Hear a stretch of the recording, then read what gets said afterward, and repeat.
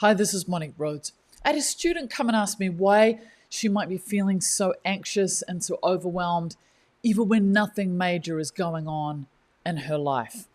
So, one of the most overlooked truths about the mind is this: it reflects back to us what we've been feeding it. So, we don't think in a vacuum.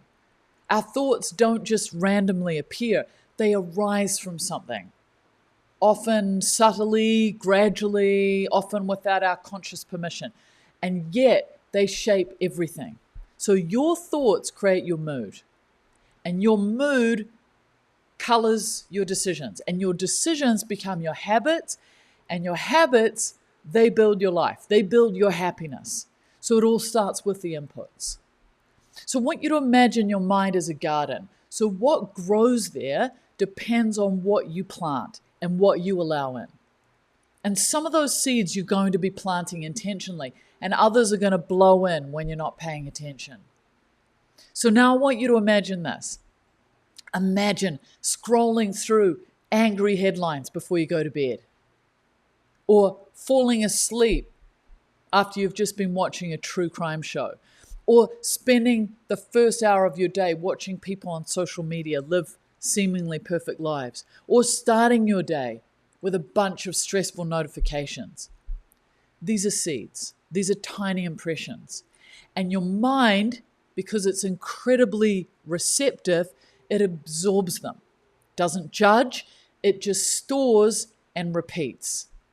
So you might notice it right away, but then later you're more anxious, you're more restless, you're less grounded. Maybe you're grumpy with your partner. Maybe you doubt yourself and you can't figure out why. But what you've been feeding your mind is things that are stirring fear and doubt and comparison. And now it's giving all that back to you. It's like a mirror reflecting what it's been shown. So a client of mine came to me and she was feeling really overwhelmed. She had this low-level anxiousness all the time. And she said to me, I don't know why I feel this way. And there was nothing particularly wrong, but she couldn't stop overthinking. She felt disconnected. She felt kind of flat. And what I did was I started talking to her about her day-to-day life. And one thing stood out really quickly. Her inputs were constant. She was listening to the news on a loop. She was scrolling Instagram anytime she had a spare second. She was watching intense dramas late at night. And her phone was the first and last thing she touched every day. So when I gently suggested she take a break from these things just for a few days, she looked at me like I was asking her to give up oxygen. But we worked on it, and she swapped out the news for a calming morning walk. And she started to read a novel late at night instead of watching TV. She deleted social media from her phone, and she started to listen to more nourishing podcasts, ones that focused on compassion and, more relaxed and hopeful things instead of all the drama. Within a week, her tone had changed. And I remember her saying to me that she felt clearer. She said, I feel like the static's gone. So let me be clear about something. Her life hadn't changed. Her job was the same. Her relationships were the same. But her experience of life had changed because she had changed what she was feeding her mind. So what we have a tendency to do is we often blame our thoughts. Why am I so negative? Why can't I stop overthinking? Why do I always assume the worst?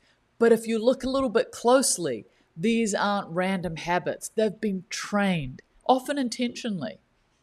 So we've got to understand that we train our mind with repetition. And most of us have been training it with stress, with judgment, with comparison for years. But here's the good news. The mind is incredibly flexible. So when we change the inputs, we change the mental environment. And over time, we begin to experience more spaciousness, more compassion, more ease. Not because life became easier, but because we became more stable. So the quality of your thoughts reflects the quality of what you take in. So ask yourself, what am I reading? What am I watching? What am I listening to? What kind of conversations am I having? Are these things making me feel more open, more calm, more grounded? Or are they making me feel more agitated, more fearful, more disconnected? So this isn't about being rigid or austere. It's about being discerning. Because your mind, your mental state, isn't just a reaction, it's a reflection. So you don't need to eliminate every source of stress, but you do need to become more intentional about what you allow in. So what we consume mentally is just as important as what we consume physically. If we put garbage in, then garbage is going to come out. If we put nourishment in, clarity is going to come out. So I want you just to start small. Choose one area of your input diet that feels cluttered or reactive. Maybe it's social media, maybe it's the news, maybe it's group chats, maybe it's podcasts, maybe it's the type of books you're reading. And then ask yourself, what would feel more nourishing? I don't know, maybe you want to read poetry instead of scrolling. Maybe you want to sit in silence for a moment instead of reaching for another video. Maybe you want to have a real conversation instead of watching people argue online. So when you choose better inputs, you're not just being productive, you're being kind to your future self. You're creating a clearer, kinder space. And this is where your life can unfold.